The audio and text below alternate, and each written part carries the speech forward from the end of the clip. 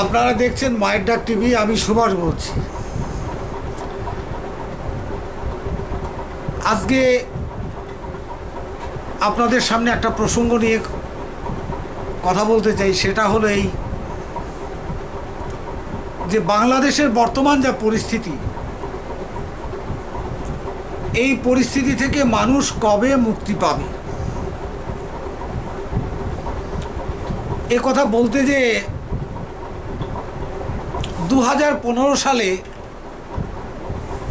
একটি ঘটনাকে কেন্দ্র করে আমি বলছি। সেটা হলো আমার বাল্যবন্ধু বর্তমানে বাংলাদেশে বসবাস করে, একটা হাই স্কুলে শিক্ষকতা করে বর্তমানে অবসর নিয়ে সে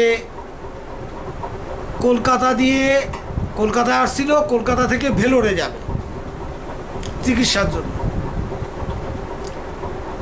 তো আসবার সময়, বাংলাদেশ থেকে এই দেশে আসবার সময়, ওখানে আমার যারা আত্মীয় পরিজন আছে তাদের কাছ থেকে দেখা করে আমার ফোন নাম্বারটা জোগাড় করেছিল। তো কলকাতায় এসে পৌঁছেই নিউ মার্কেটে একটা হোটেলে উঠেছিল। সেখান থেকে আমাকে ফোন করেছিল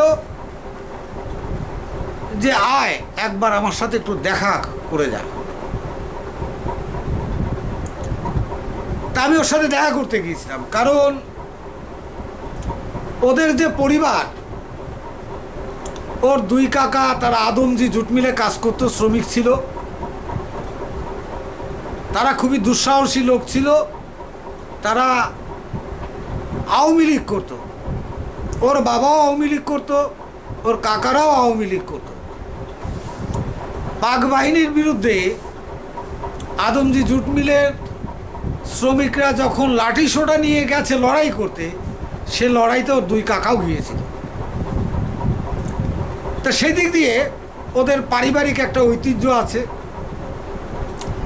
আর আমরা হিন্দু ও মুসলমান, এই জিনিসটা ওদের ভিতরে, ওদের পরিবারের ভিতরে কখনো ছিল না। তা ও এলো, ও এসে আমাকে ফোন করলো। আমি ওর সাথে দেখা করতে নিউ মার্কেট এলাকায় একটা হোটেলে গিয়েছিলাম। যাওয়ার পরে আমাকে দেখে খানিকক্ষণ তাকিয়ে রইল। তাকিয়ে থেকে তারপর দুই হাত বাড়িয়ে জড়িয়ে ধরে কয়েকটা কথা বলেছিল। সেই কথাগুলো আজকে আপনাদের সামনে উত্থাপন করছি, কারণ খুব মূল্যবান কথা। সে কথা হলো এই, তোরা চলে এলি, তোদের জমি বাড়ি, ধন সম্পদ, সোনা দানা, তামা পিতল কাঁসা যা ছিল সবই আমাদের মুসলমানদের দিয়ে এলি।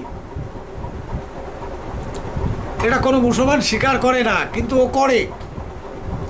যা ছিল সবই আমাদের, সব মুসলমানদের দিয়ে এলি। কিন্তু জানিস, আমার মনে হচ্ছে একটা জিনিস তোরা দেসনি, সেটা অন্তরের অন্তঃস্থলে চেপে নিয়ে চলে আসছিস ভারতে। তা আমি বললাম, সেটা আবার কি জিনিস? আমরা তো কিছুই আনিনি, তুই তো জানিস আমি যখন এই দেশে আসছি তখন আমি খালি হাত পায়ে চলে আসছি।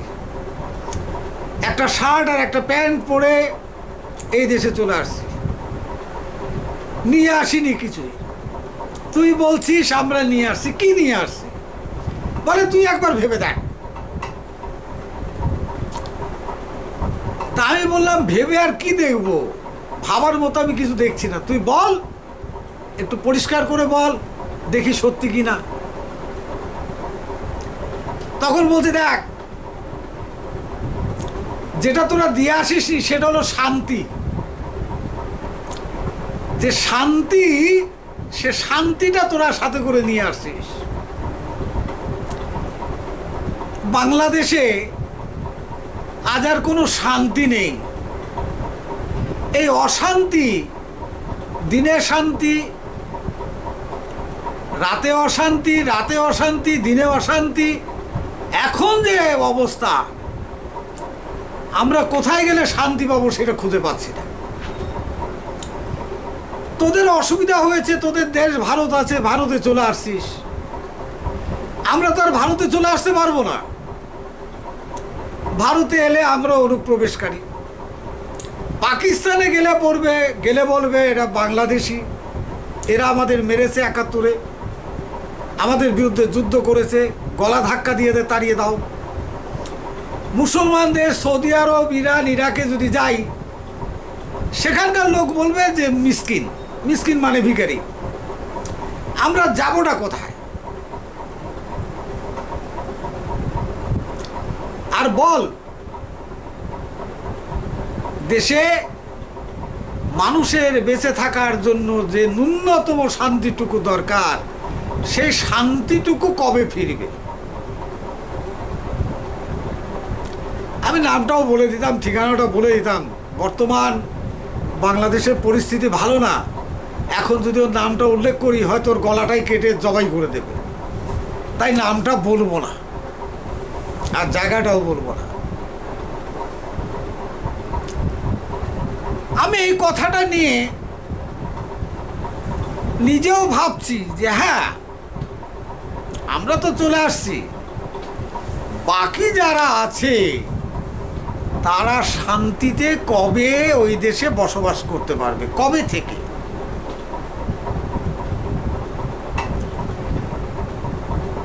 অনেককে জিজ্ঞাসা করেছি এই প্রশ্নটা, আমি অনেককে প্রশ্ন করেছি। বিভিন্ন পেশার মানুষ যারা বাংলাদেশ নিয়ে যারা ভাবে, চিন্তা করে, তাদের কাছে আমি জিজ্ঞাসা করেছি। এমনকি হরিদ্বারে বেড়াতে গিয়েছিলাম 2016 সালে। হরিদ্বার, ঋষিকেশ, এখানে 7 দিন আমি ঘুরেছি। এখানে এক সাধুর সাথে দেখা হয়েছিল, এক সন্ন্যাসীর সাথে। তাকেও জিজ্ঞাসা করলাম যে বাবা, ওখানকার এই অবস্থা, ও দেশে শান্তি ফিরবে কবে? সাধু ঠিক বলতে পারলো না। যাই হোক, এখন ঘটনা হলো শান্তি কবে ফিরবে,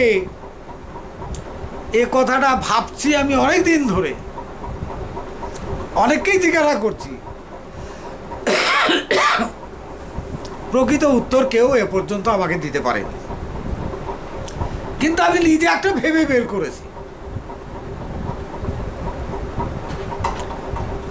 সেটা হলেই যে সময়ের অপেক্ষা, বাংলাদেশে অবশ্যই শান্তি ফিরবে।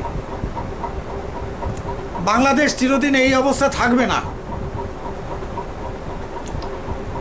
বাংলাদেশে এখন যে সন্ত্রাসের বাতাবরণ সৃষ্টি হয়েছে, যে সন্ত্রাসীরা সন্ত্রাস করছে,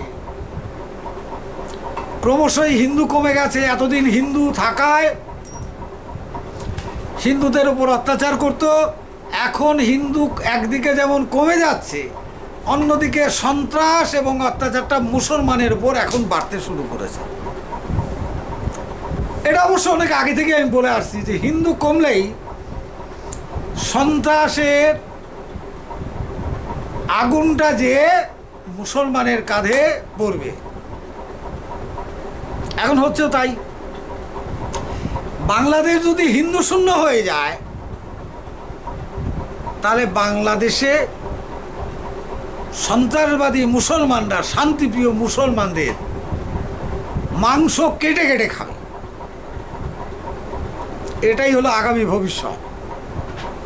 তবে হ্যাঁ, শান্তি কি ফিরবে না? কেন ফিরবে না? এই বাংলার মাটিতে মাইকেল মধুসূদন দত্ত, রবীন্দ্রনাথের পূর্বপুরুষ, কৃত্তিবাস ওঝার পূর্বপুরুষ, সব তো বাংলার মাটিতে জন্ম। দেশবন্ধু চিত্তরঞ্জন দাস, বাঘা যতীন, মাস্টারদা সূর্য সেন, তৈলক্য মহারাজ, এদের মতো অনেক বড় বড় মনীষীর জন্ম ওই বাংলার মাটিতে। ওখানে যদি শান্তি না ফেরে, যুগটাই তো মিথ্যা হয়ে যাবে। তাহলে কবে শান্তি ফিরবে? কিভাবে ফিরবে? প্রবাদে আছে, অন্ধকার যত ঘনিয়ে আসবে, সূর্যের আলো, সেই প্রভাতে সূর্যের আলো তত এগিয়ে আসবে। তো সেই সমাগত, সেই সময় আগত। এখন মানুষ বুঝতে পারছে, বাংলাদেশের যারা শিক্ষিত মুসলিম তারা বুঝতে পারছে যে আসল গলদটা কোথায়। শান্তি ফিরবে অবশ্যই। আসল গলদটার যদি চিকিৎসা হয়, উপশম হয়, তাহলে শান্তি ফিরবে। তাহলে কবে নাগাদ? হ্যাঁ, ধীরে ধীরে শান্তি ফিরবে যবে লক্ষ লক্ষ ভক্ত হরিদাসের আবির্ভাব ঘটবে বাংলাদেশের মাটিতে, তখন থেকে শান্তি ফেরা শুরু হবে। যবে হরিনাম সংকীর্তনে বাংলার আকাশ বাতাস মুখরিত হবে, তবেই বাংলাদেশে শান্তি ফিরবে। এর আগে বাংলাদেশে শান্তি ফিরবে না। মহাপ্রভুর মাতলালয় শ্রীহট্ট আজও আছে। অনুকূল ঠাকুর বলুন, সৎসঙ্গের অনুকূল ঠাকুর, ভারত সেবাশ্রম সংঘের স্বামী প্রণবানন্দ মহারাজ, রাম ঠাকুর, ঠাকুর বালক ব্রহ্মচারী, সবারই জন্ম তো ওই বাংলার মাটিতে। ওই মাটিটা এত তাড়াতাড়ি সন্ত্রাসের কাছে মাথা বিকিয়ে দেবে, এটা হতে পারে না। আসছে সামনে দিন, দিন আসছে, সন্ত্রাস দূরে যাবে, লাখ লাখ ভক্ত হরিদাসের আবির্ভাব ঘটবে বাংলার মাটিতে। বাংলা আবার শান্তি ফিরে আসবে, বাংলা একটা সুন্দর দেশ হবে, বাংলা একটা ধর্মের দেশে পরিণত হবে। নমস্কার।